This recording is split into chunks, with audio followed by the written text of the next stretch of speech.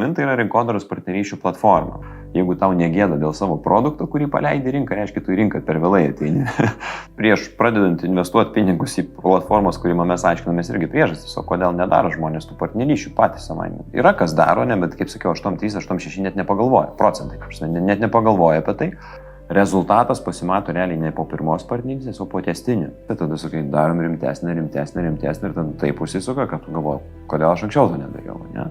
Bet iki to reikia užaugti. Jeigu tu tai darytum be kažkokių skaitmeninių įrankių šiandienos, tam reikia žiauriai daug laiko, reikia minčių įdėti tam tikrų, ne? Ir po to reikia dar suvaldyti procesus ir dar tikėtis, kad tie partneriai bus tau tikrai tinkami. Tai mes sumąstėm, kad galim tam tikrai auditorijai tos procesus automatizuoti. Labas, vėl sveikinuosi su jumis. Praeitą savaitę išėjau, mano manymu, įdomus pokalbis su Audrium, kuris vysto ne vieną projektą, tačiau šį kartą aš vykau pakalbėti apie jo vystomą idėją Kinas po atvirą dangumi, kuris vadinasi Kino zona. Tai jeigu nematėte šio pokalbio, labai kviečiu pasižiūrėti, paliksiu nuorodą čia viršuje. Mano manymu, Audrius pasidalino tikrai įdomomis įžvalgomis apie tai, kaip jam sekasi įgyvendinti būtent šią idėją, su kokiais iššūkiais susiduria ir kaip atrodo tas kino kūrimo užkulisiai. Tai kviečiu pasižiūrėti, o šią savaitę noriu jums pristatyti pokalbį su Donatu Joniku. Pirmą kartą filmavau pokalbį su juo prieš daugiau nei 6 metus. Ir tada kalbėjome apie tai, kaip jisai padeda startuoliams užaugti. Jisai visai neseniai buvo išleidęs knygą. Amazon jinai ilgą laiką buvo savo srityje pirmoje vietoje. Tai tie, kas domisi startuoliais, tikrai rekomenduoju pasižiūrėti. Informacija tikrai aktuali ir dabar. O šį kartą aš jį pakalbinau apie jo vystomą startuolį, projektą Vinavin. Tai yra dirbtiniu intelektu grįsta platforma, kuri padeda sujungti kelis verslus ir jiems padėti paprasčiau integruoti savo rinkodarinės kompanijas ir pasiekti didesnį kiekį žmonių. Tai jeigu net ir nesinaudosite jo platformą, manau, kad gausite vertingų įžvalgų apie tai, kaip galite susijungti su kitais verslais, nes ši praktika yra retai naudojama, tačiau paplitus ir tarp pasaulinių brandų, tokių kaip Apple, Mastercard, tikrai daugybė pavyzdžių ir jais Donatas pasidalino ir šiame pokalbėje, tai tikiu, kad gausite vertingų įžvalgų, jeigu norite apie savo idėjas papasakoti plačiau. Antroje dalyje, žinoma, turėsime ir teorinę dalį su Luku. Tai apie tai šiek tiek vėliau. Jeigu patinka mano kuriamas turinys, būčiau be galo dėkingas, jeigu paspaustumėte like mygtuką arba jeigu norite gauti pranešimus apie ateinančias laidas, paspaustumėte tą subscribe mygtuką čia apačioje. Tai man būtų didžiulė paskata vystyti toliau šį projektą ir su jumis dalintis, mano manimu, tikrai įkvepiančiomis istorijomis ir tikiuosi tai padės ir jums įgyvendinti jūsų turimas idėjas, galbūt gauti motyvacijos, galbūt gauti patarimų, o galbūt tiesiog įsikvėpti, pradėti. Gero žiūrėjimo.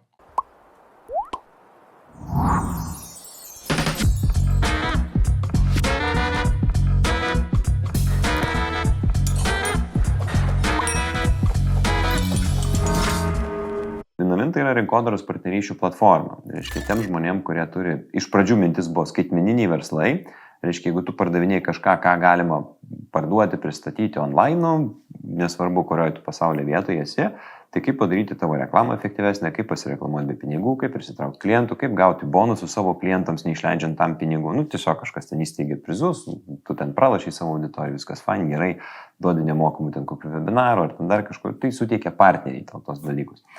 Tai ta mintis gimė, jau dabar sunku pasakyti, prieš kelis metus, gal pradėjom įgyvendinti turbūt prieš kokius 3 metus, jau bus kiek ilgai ten beilo, kad ten tą vėliavą, norėtųsi greičiau viską padaryti, bet tai buvo pirma mintis tokia, skaitmeniniam verslam padėti susitvarkyti. Primastėm, kad tą dalyką galima naudoti jau ir dirbtinį intelektą. Apie tai dar nebuvo to vadinamo hypo, kad čia ChatGPT, dar toli dar iki to ChatGPT buvo, bet mes jau turėjom tą mintį, ne vien dėl to, kad čia bus hypas. Ne, iš tikrųjų, sakom, kaip tai padaryti ir su dirbtinio intelekto specialistais konsultavomės, žmogus tuo metu mokėsi kaip doktorantūrai, ir realiai turime dabar techninį patarėją, kuris yra mašininio mokymosi PhD, mokslo daktaras šitoje vietoje. Tai irgi ten susikonstravom tam tikrą modeliuką, kaip būtų galima tuos vartotojus, įsivaizduokime, platformai bus ten 100 tūkstančių ar 100 tūkstančių tų vartotojų, tai kam su kuo ten partneriauti? Eik į LT skelbimų lentą ir rankiniu būdu atsirink. Nebe akmens amžius, turi būti kažkas tokio efektyvesnio. Tai sakom, tai sistema turi, reiškia, pasiūlyti, kam su kuo, kokiu verslu, ten dėl ko turėtų būti. Tai tokį pradinį modeliuką pasidarėm, kad tikrina pagal tai, ar jūs taikotės į panašius vartotojus. Nes jeigu tu ten pardavinėjai, tarkime, ten guminius botus, o tu pardavinėjai traktorius, gal ir gerai, ūkininkai, ne kaip ir auditorija. Ne? Tuomet sugeneravome, sukūrėme partnerysčių kūrimo modelį visą, jame buvo 24-26 partnerysčių rūšis. Skirtingai tipažai, ten ir barteris, cross promo, joint promo, ten sponsorship, donation ir visą kitą, krūvą. Tiesiog dariau analizę, pats kaip moksliukas, kokios tos galimos partnerystės, susisteminom, sudėliom, sakom, žiūrėkit, tai dabar jums net galvoti nereikia nieko, tiesiog praseina tą vadinamą wizardą, lietuviškai vedlį, atsako tie klausimus ir kaip pas daktarą atėjote ir jums tau užduoda diagnozę. Tau, Donatai, verta daryti tokias partnerystės, nes tau tai padės pasiekti tavo tikslų, su kuo tau partneriautų, sistema ten truk varikliukas prasisuka ir parenka, va štai yra tau galimi partneriai, kaip ir, draugaukit, darykit kažką tai, ne? Tai jo, viskas kaip ir fine, gerai, aišku, ten suėjo pinigų nemažai, eksperimentų, kai tik tai parodžiau pradinę tą idėją, darėme testavimą, pasidarėme vadinamą wireframe, tai reiškia, papaišytas kaip kompiuterinis vaizdas, bet toks kaip pieštukų pieštas, bet čia paspaudė, kažkoks veiksmas įvyksta, taip turiu. Tai virš 20 rinkodaristų pasisodinau, vienas po kito, jie ten pasižiūrėjo, sako, geras, kai turėsi jau pusiau skustą, pusiau luptą, duok, jau čia žiauriai įdomu, čia žiauriai geras dalykas, nes įdomus toks buvo faktorius, kad prieš mums pradedant tą modelį kurt, apskritai tiesiog modelį dar net be kompiuterio, kaip čia tos partnerystės galėtų vykti, dariausi apklausas klientų ir iš kelių šimtų tų klientų ten apsiklausėm potencialių, sakom, ar darot ar nedarot partnerystės, bet tai buvo rinkodaristai. Kad nesumeluočiau, 8-3 ar 8-6% rinkodaristų niekada nėra darę nei vienos rinkodaros partnerystės, tokios tipinės, ne, kad gauti tą naudą. Niekada apie tai nepagalvojam, žinai, tiesiog bašliuoju už reklamą rodo ir varai, žinai, kažkokį gal pažįstamą turi, gal kažką susikopiruojam, padarom, ir, tipo tiek, toks ūkiškas, žinai, priėjimas. Taip, ten kai kurie prekiniai ženklai, kai kurios įmonės daro ir viskas to yra tvarkoj. Bet kai parodžiau jiems pavyzdžius, sakau, žiūrėkit, daro tokie tarptautiniai prekiniai ženklai, tai tarkime, kad ir Apple'as, Mastercard'as, ten Google'as, ten Nestlé ir taip. Wow, gerai, žinai, ir suprantat, kad dabar, panaudojant šiandieninės technologijas, nereikia turėti labai didelio biudžeto ar būti labai didelių brandų ir kad ten žinomumą kažkokį turėti, tu jau gali daryti. Aišku, reikia pasiknist truputį, jau kai tu esi mažiukas, susirandi kitą mažiuką, ir ta nauda mažytė gaunasi, ne? Bet sakoma, jeigu mes visą tai galėtume suautomatizuoti, taip kad tam žmogui nereikėtų labai daug laiko skirti, tai net ir ta maža nauda, kurie jeigu automatiškai susigeneruoja, žiūrėk, lašas po lašo akmenį pratašo, jau kaip ir viskas gerai. Tai jo, tas dalykas kaip ir paėjo, 18 ar 19 iš tų, kurie pasižiūrėjo, sako, jo, čia žiauriai fainai, žiauriai gerai, darykit. Jo, aš kaip rinkodaros konsultantas, startuolių konsultantas, sakau, ne, dar reiktų palaukti, rimčiau prasivaliduoti idėją, paprašyti pinigus, kad padėtų ant stalo ir jau tada kaip ir leisti. Na, atsitiko taip, kaip atsitiko. Gavau iš vienos programuotojų įmonės neatmetamą pasiūlymą ir įklimpau. Tas neatmetamas pasiūlymas buvo toks, kad sako, žiūrėk, Donatai, situacija tokia, tu čia protingas, visą kitą su daug startuolių dirbi, gal žinai, kam reiktų programuotojų paslaugų. Nežinau, prieš kelis metus buvo. Tai sako, pas mane, sako, visą hebrą arba vasarai turi išeiti atostogų, nes, baigiam rimtą projektą, turėsim kitą projektą rudenį, tai turim tokį pertrauką, labai didelių projektų negalim apsiimti. Tai sako, arba aš juos leidžiu atostogų ir moku atostoginius. Arba mes galim, paimti ir, pachalturinti kažkokį nedidelį projektuką ten ar už pusę kainą. Taip simboliškai sako, kad man ten bent dalį jų atostoginių padengtum, jau būtų gerai. Ir gavosi taip, kad už vieno programuotojo kainą gavau 2 programuotojus, plus projektų vadovą, kuris ten prižiūri, žodžiu, plus tą patarėją. Dar nėra pilnai validuota idėja, bet mockupą ten tą prasitikrinom, daugumą sako, jo, fine, gerai darom, apsibrėžim tam tikrą biudžetą, sakom, padarom, pasižiūrėsim, jeigu bent pusę to kodo parašyto tiks, tai jau kaip ir gerai, ta prasme, į minusą labai nenam. Jo, pasidarėm, pasileidom, pasikviečiau vėl tos pačius, sakau, dabar jau čiupinėkit, kad prasikeikė žmonės, sako, kokią čia nesąmonę padarėt. Tai ta prasme, žmonės, jau kai kurie net po pusę valandos sėdėjo, kol prieidavo prie kažkokio rezultato. Ir tas rezultatas jų tiesiai šviesiai nenudžiugino. Tai aiškinusi, kur čia buvo spraga, nes, lygtai kaip ir patiko, ne, čia kai rodai viskas fainų, patiems daryti ir nesigauna.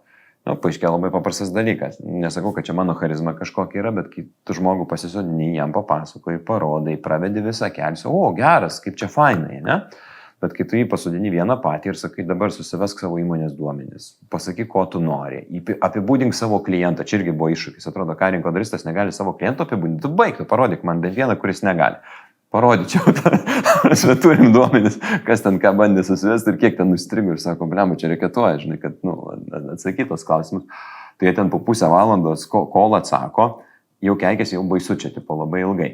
Bet sakau, žiūrėk, Jeigu tu nusamdytum mane kaip konsultantą, kad tau padėčiau susikurti tas partnerysčių idėjas, išsigryninti potencialius partnerius, mes dar klausimas, ar per valandą tai padarytume, o plus dar po to atrasti tos partnerius, dar su jais susisiekti, tai čia yra dienų, jei ne savaičių klausimas. Ir plus dar jie su tavim reaguos apskritai, ne?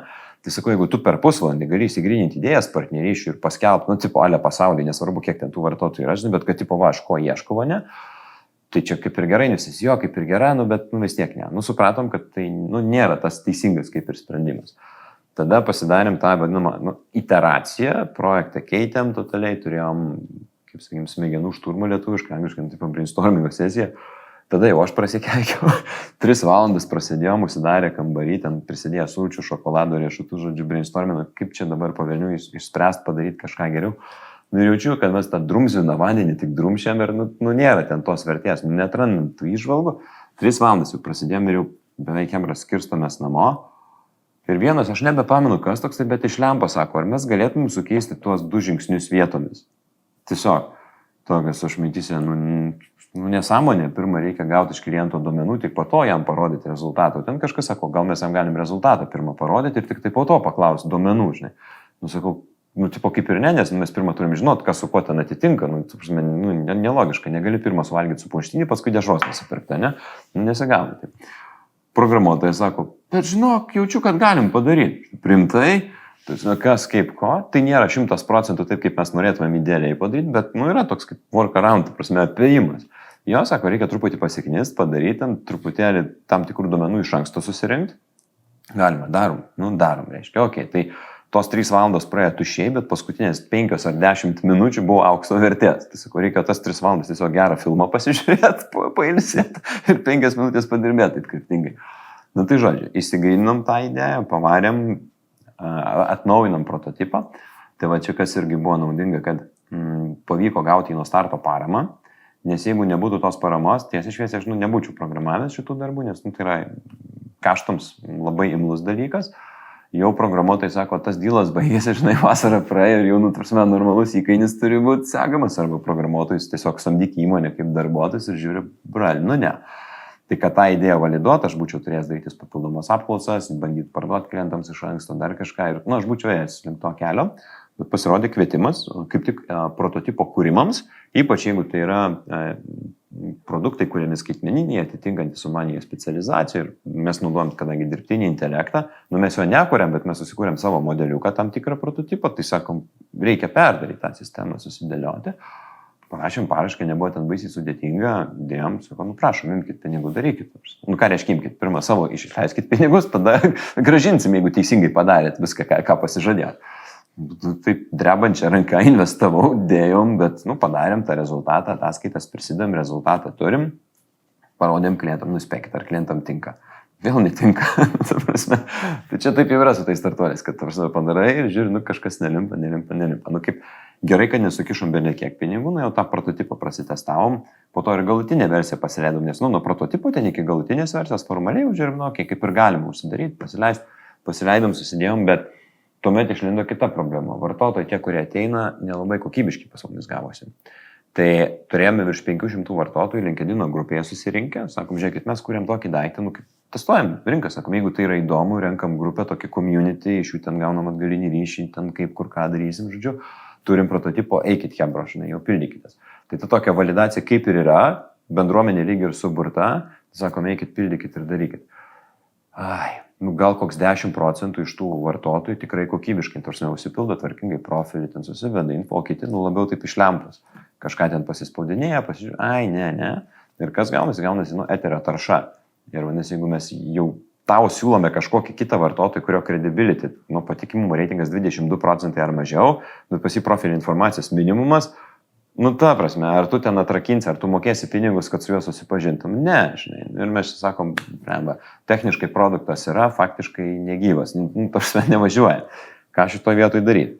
Kalbėjomės iš techninės pusės, sakom, nelabai čia mes kalbim vartotojai, nereikėtuosi, kad būtinai ten pildyk dar kažką. Turim tam tikras iniciatyvas, ten susidėlioja, kad sakom, kuo tu daugiau info apie save patikė, tuo didesnis tavo credibility, patikimumo reitingas. Nes tu esi atviras, rodai daugiau informacijos ir esi kaip ir patikimesnis. Jo, kažkiek užsipildo, bet dalis ne. Tai tada atėjo dar vienos iteracijos idėja, kad mes turime siaurinti nišą. susiaurinome nišą iki kursų kūrėjų, konsultantų ir trenerių, pavadinkim taip. Nes tai yra tas pats digital skaitmeninis produktas arba paslauga teikiama pasaulyje belekur ir tai gali būti amerikietis, australas, lietuvis, nežinau, ten koks latvis, ne? Jeigu jie padeda tiem patiem, tarkime, verslininkam auditorijai, vienas finansus, kitas personalo vadyba, kitas dar kažką, tai jie gali kooperuotis. Auditorija ta pati, visiškai skirtinga vertė, tai kodėl ne? Tai žodžiu, dabar, kad jiems padaryti produktą, platformą, kaip fenomena, ne visos partnerystės yra tikslingos. Čia irgi, kur gavom atgalinį ryšį, čia Donatas persistengė, pavarė ten tų partnerysčių 20 su virš tipo, jeigu tu turi, tarkime, 2 produktus, tai kart 2, nes kiekvienam produktui gali tokią partnerystę, o jeigu įdėjai 3 produktus, tai kokį 60 partnerysčių pasiūlymų gali susigyventi. Sako, aš pasako, nesuprantu, kam ką aš čia siūlau, per sudėtinga. Ok, tai sakom, jeigu mes siauriname nišą, einame į angliškai course creators, coaches and consultants, tai reiškia arba skaitmeninis kursas kažkoks sukurtas, arba tiesiog nuotolį teikiamos konsultacijos, gerai. Bet tada žiūrim, o kokios partnerystės jiems būtų pačios vertingiausios, pačios tikslingiausios. Kaip, pavyzdžiui, licenzijavimas 100 metų nereikalingas. Koks treneris ten norės licenzijos, mažoji dalis, ne? Sponsorship, rėmimas, irgi nelabai ten, donations, parama, irgi ne. Bet tada žiūrim, koks yra trendas.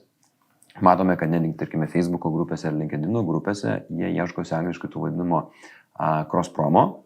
Arba kryžminis rėmimas, sako, paprastai tariant, tu turi 1000 ten savo kažkokių klientų, prasiųsk jiems mano pasiūlymą, pristatomai laišką į nemokamą webinarą, jeigu kažkas užsikabins, aš tau duosiu ten kažkiek procentų komisinį, žinai.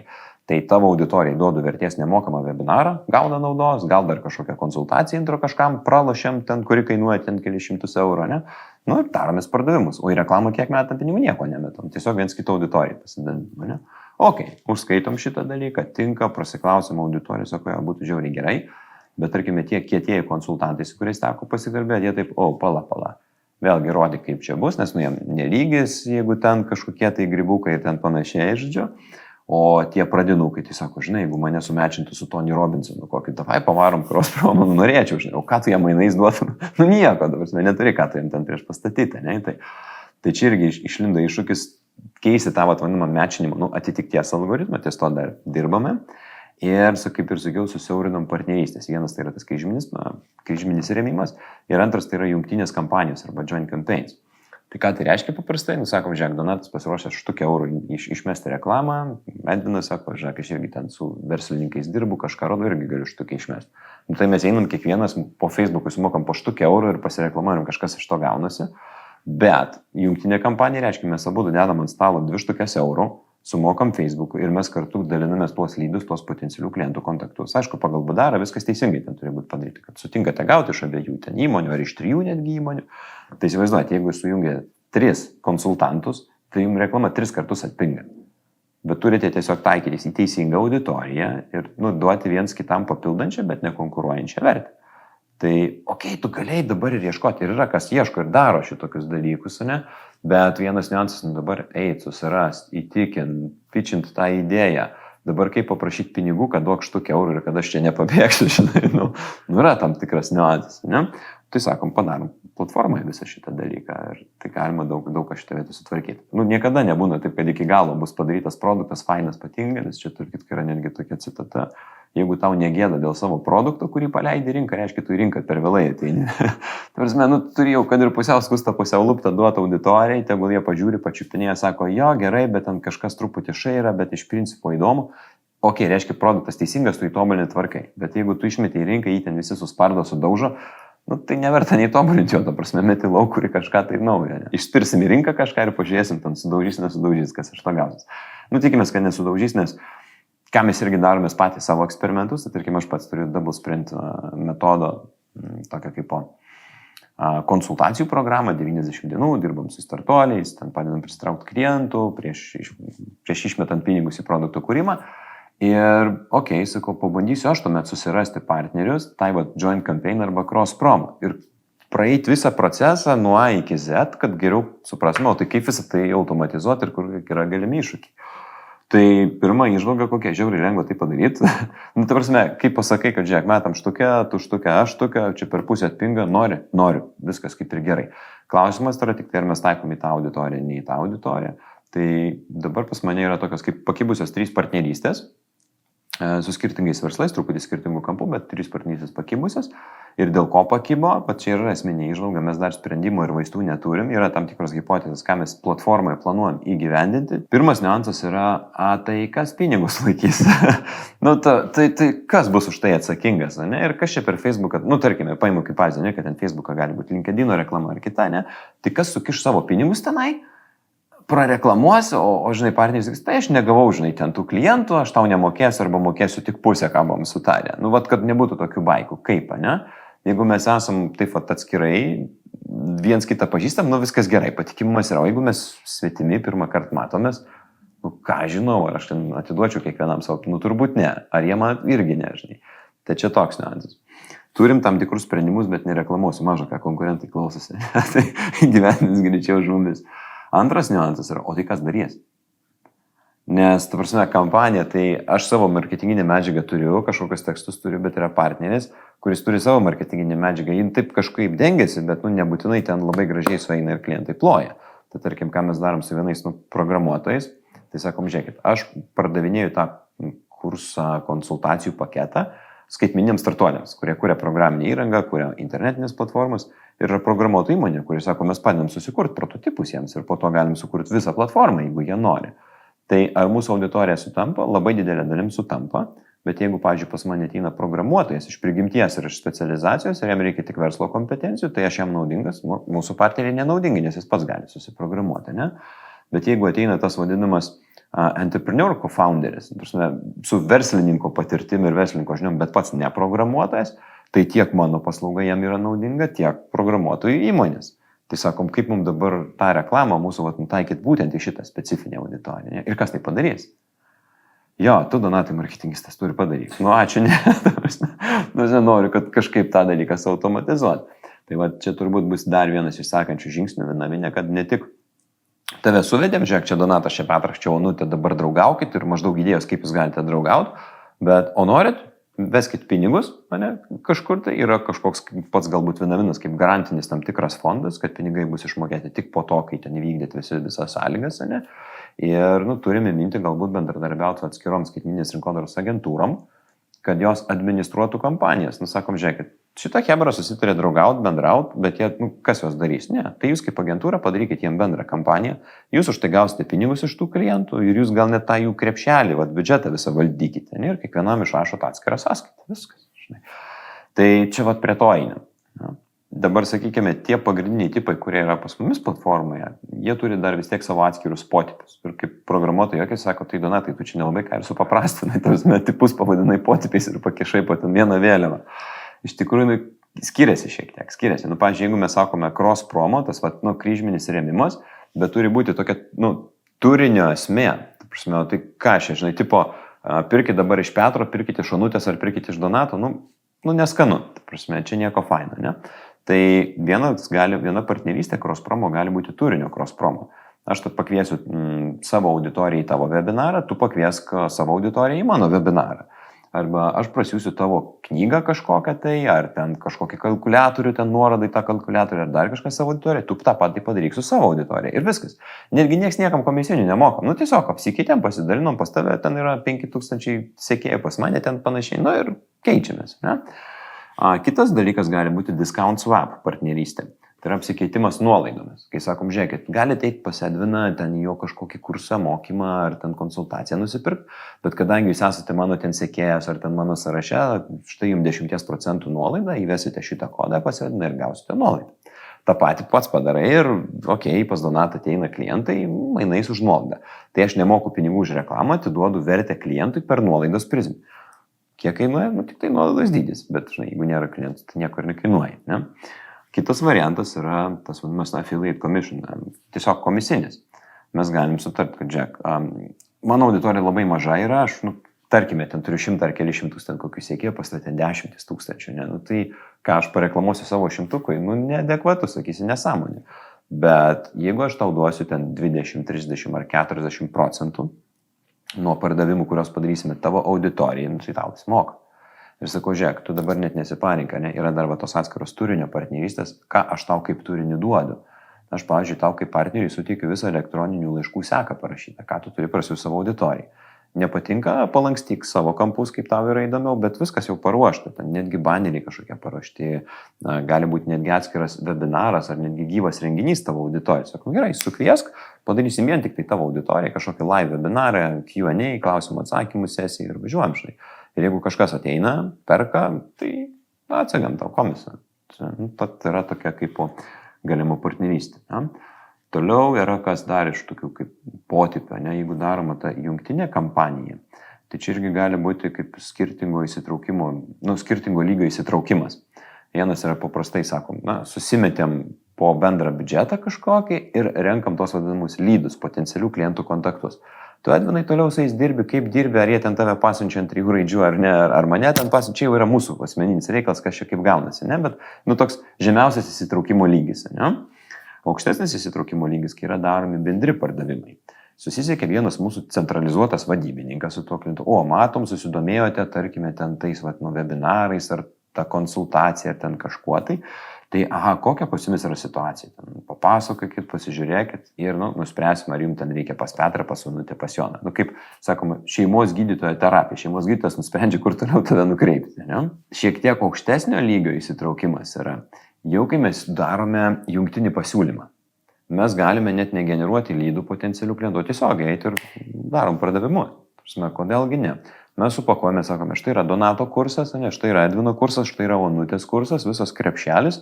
Taip tai kainuotų, tarkim, 900 pinigų, jūs galite nusipirkti už 750 ar už 500 pinigų, kažkas tai tokio, ne? Ir mes esam sutarę, kad, dalinamės ten į 3 lygias dalis, ar kaip ten be nebūtų, ne? Nes mūsų reklaminis biudžetas padidėjo 3 kartus daugiau, mes galim realiai kiekvieną savo produktą parduoti už mažesnę kainą ir mes turėsim didesnį pelną, negu kad dirbdami atskirai. Aišku, matematika, numbers game, čia jokios sukčiavimas, skaičių žaidimas, matematika tiesiog, ne, bet tai veikia, jeigu protingai pasidarai. Tačiau tas yra rimtesnis įsitraukimas, sujungiam bendrą kažkokį tai pasiūlymą pateikimą, ne. Aukščiausio lygio, jau ten ekstazė praktiškai, ne, kai yra sukuriamas naujas produktas, bendras jungtinis. Kai 2 partneriai susitarė, sako, gerai, padarom kartu, žinai. Jeigu mes dabar einame į kursų, kurie ir ten konsultantų kažkokią tai grupę, tai sakom, gerai, kodėlgi mums nepadarius bendro, galbūt netgi testinės kažkokios tai mentorystės programos, kur kartu yra Petras, Onutė, Joniukas, ten vienas kalba apie finansus, kitas apie rinkos idėjos testavimą, kitas apie rinkodarą, trečias apie pardavimus, ketvirtas apie ten kažkokį techninį išpildymą. Visi konsultantai atnešė savo metodiką, sudėjo kursas įrašytas, padarytas, tada vyksta gyvos ten konsultacijos, ar grupinės, ar individualios, bet yra didžiulis paketas ir chebra žiūri, čia kažkokia vos ne korporacija, tokie dideli brandai, žinomi vardai susėdė, tai ir buvo iš tikrųjų veikia visi atskirai, tik tai po partnerystės principų ir jie pardavinėja ir reklamuoja tą vieną produktą, bet jis yra jungtinis produktas jų. Tai nori pats susikurti tokį produktą, ateik, aiškink kažkokią tu esi kaimo, kodėl tu čia geras, ten įtikinai vieną, tada kol įtikini antrą, tas pirmas pabėga, ten, ir atsitinka visokių reikalų, ne? Čia sakom, atvariai vina, pasiskelbė, tu nenori tokių dalykų, žiūrėk, ryt ar netgi tą pačią dieną gal ir gauni pasiūlymą, yra Petriukas, kuris nori su tavim eiti tokią partnerystę ir tada jau sprendė, verta ar ne.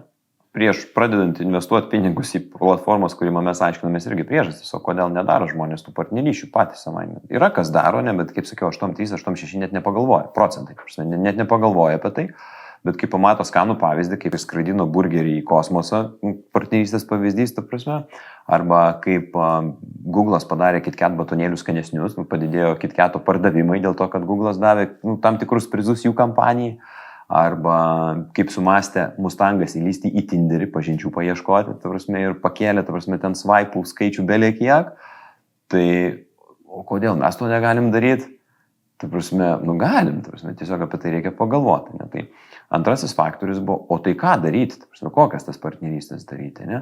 Ir čia buvo mano tokia klaida dabar matyčiau, prieš tai sakau, čia yra žiauriai gera įžvalga, dabar matau, kad tai buvo klaida.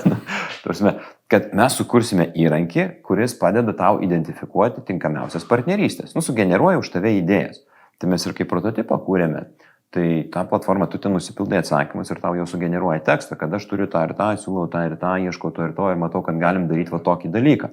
Tau sugeneruoja ir sakau, wow, geras, kaip ir žinai, atėjau, tik atsakiau į klausimus ir sugeneravo. Ir ten, tas, sakykime, vedlys jį praeiti, 15 minučių maksimumas, 5, sakykime, ne. Dabar paskutiniai testai, kur darėm, tai iki 2 minučių. Per 2 minutės 71% jau gauna tam tikrą mečą, pasiūlymą, kuris sako, nu, yra du mygtukai, ta prasme, looks interesting or not for me. Nu, panašiai kaip Tinderį, ta prasme, arba įdomu, arba ne. Neįdomu, met į šiukšlinę daugiau niekada nepamatysi. Looks interesting dar nieko nereiškia, bet, nu, tipo, pažiūrėsiu, ką tu ten turi, žinai. Tai 71%, nu, paspaudė per porą minučių ant looks interesting, ta prasme, jo, kažką man čia įdomaus pasiūlyti, noriu pasižiūrėti detaliau. Ne? Tai jau nuo pusvalandžio sutrumpinam iki 2 minučių, jau šioks toks progresas yra. Tai galvom, kaip čia dar pagreitinus viską, ne? Tai realiam gyvenime per 2 minutės tų partnerių nesusirasi, ta prasme, rinkodarinių. Tai čia iš dalies ir yra atsakymas, ne, o kodėl nedaro tų partnerysčių. Net jeigu tu sugalvoji, kad gali daryti, sugalvoji idėjas kokias daryti, kur dabar man surasti tą partnerį. Ne? Toliau kalbinau tos žmonės, kurie yra realiai darę belikiek partnerysčių. Tarkime, yra ir Evan Kimbrell, ir bet pavardės jau pamiršau, ten amerikietis, bet kaip kinietis. Nu, ta prasme, Amerikos kinas. Tai, prasme, jie per Udemy pardavė kursų 100 000, kaip, sakau, Hebras ten padarėm, mes darėm per partnerystės. Prasme, realiai, prasiprominam viens kitą, nu, ten paaiškino, kaip kokias ten tas metodikas, ką jie naudoja, okei. Sakau, tai čia žiauriai gerai, nu, sako, nu, ne visai gerai, nes yra tam tikri iššūkiai. Tarsi, kas visą tą dalyką valdys, menedžins, kontroliuos, žinai. Ir kita problema, tu niekada nežinai iš anksto, kokia bus partnerystės išeiga, čia verta ar neverta, nes, nu, čia tu įdedi. Ir antras momentas, žinai, nežinau, ar suveiks ar ne, bet antras momentas yra, ar partneris padarys tą, ką sutarėm ar ne. Nes, nu, tipo, prasiuntė mailus, bet ten bounce rate'as belia koks ir niekas neskaito to jų e-mailų. Nu, tai labą dieną, naudos iš to tau nebus daug. Na ir yra krūva kitų priežasčių, kad, sakykime, ne tik su pačiu įgyvendinimu, bet ir su kontroliavimu po to ir po to testinė veikla. Nes partnerystės pagrindinis, kaip vadinkim, rezultatas pasimato realiai ne po pirmos partnerystės, o po testinio. Nes, nu, tą pirmą partnerystę padarai, nu, tokį kaip įmė, kaip truštuką į vandenį, pažiūrė, čia drungna ar labai karšta, ar čia, tipo, ne man, per šalta, ne? Bet padarai vieną nedinską partnerystę, tada sakai, darom rimtesnę ir tada taip užsisuka, kad tu galvoji, kodėl aš anksčiau to nedariau, ne? Bet, nu, iki to reikia užaugti. Tai va čia turbūt yra atsakymas, kad realiai, nu, jeigu tu tai darytum be kažkokių skaitmeninių įrankių šiandienos, tam reikia žiauriai daug laiko, reikia, nu, minčių įdėti tam tikrų, ne? Ir po to reikia dar suvaldyti procesus ir dar tikėtis, kad tie partneriai bus tau tikrai tinkami. Tai mes sumastėm, kad galim tam tikrai auditorijai tos procesus automatizuoti. Labai smagu, kad išbuvote iki pačios pabaigos pokalbio su Donatu. Net nebejoju, kad gavote vertingų įžvalgų, kurias galėsite pritaikyti ir savo veikloje. Na, o dabar, kaip žadėta, pristatau teorinę dalį su Luku ir šį kartą kalbėsime apie tai, ar tikrai ta sveika mityba yra neskanu. Tai tikiuosi ir čia gausite vertingų įžvalgų, kurias galėsite pritaikyti ir savo rutinoje. Tęsiant tą temą apie tai, kad sveika gyvensena, sveika mityba yra labai brangu. Kita tema yra, kad sveikai maitintis nėra lygus skaniai maitintis. Taip. Ar visgi tai tiesa, nes esam taip, nu, irgi iš tokio, galbūt jau dabar jau keičiasi, tas anksčiau galvodom, kad tie patys kultūristai, profesionalūs sportininkai, jūs valgo tik tai tenai virtą vištieną visus metus, ne prieš varžybas, ten dar kažkas, bet visus metus virtą vištieną be prieskonių, ten netgi neryžiai, kokia nors, nežinau, nu tie patys, ar ten grikiai, ar ten dar kažkas, ir tokia visiškai neskani, bet tikslo siekianti mityba. Ar visgi, ir ypatingai dar kalbant apie paprastus žmonės, kurie tiesiog nori sveikai gyventi ir gražiai atrodyti, ar tu gali valgyti sveikai ir skaniai? Taip, aš manau, kad tai yra visiškai nesąmonė. Nes aš iš tikrųjų taip drąsiai sakau, nes aš praėjau tą. Turėjau, nu, kelis trenerius, sakykime, kurie, nu, buvo gal labiau to tokio kitokio gal mąstymo ir pasaulėžiūros ir aš, nu, pasitikėjau ir tikėjau ir buvau pasiruošęs padaryti viską, kas yra įmanoma, kad pasiekti tikslą, sportinį tikslą, nusimestą riebalų procentą. Tai buvau ir dariau ir viriau tą vištieną ir po 2 kartus, kad ten visiškai visko neliktų ir būtų kaip popierius ir valgiau tą patį tik icebergą, nes nieko kito daugiau negalėjau ir buvau taip aklai, tai siekiau, nes labai, nu, buvau jaunas ir motyvuotas ir buvo viską pasiruošęs ką padaryti. Bet tai ir buvo mano pasiekmė ir kaina to po varžybų. Aš taip numečiau to svorį, bet tada ir buvo, nu, tikrai problemų su apsivalgymu ir maisto ir norėjau įvairiausių, netgi tas pats batonas man buvo skanus, kai buvo tai ribojama, tai kas nėra sveika. Tai va, ir aš kentėjau pats nuo to apsivalgymo ir sutrikimo maisto, bet ačiū Dievui, kad aš vėliau kažkaip supratau ir suvokiau, kažkaip su savim dirbau ir man pavyko išlipti iš to. Bet tai buvo dideli šuoliai, kai yra minus ten 10 kg per 3 mėnesius ir plus 10 kg per 3 dienas.